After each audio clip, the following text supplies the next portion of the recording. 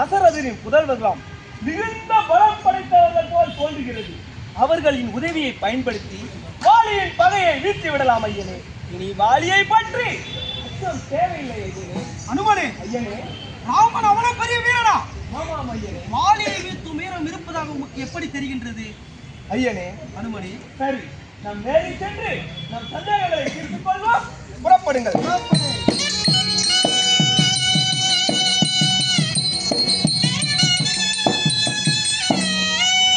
சூரிய குலத்து வேந்தே சுக்ரீவன் வணங்குகின்றேன். சீரிய வழியில் தோன்ற வித்தகா போற்றி போற்றி.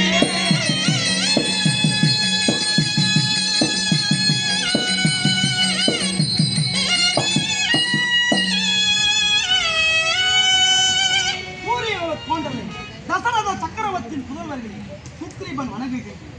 ஆசீர்வாதம். சூரிய மைந்தா வாழி வீர தோழனே வாழ்க.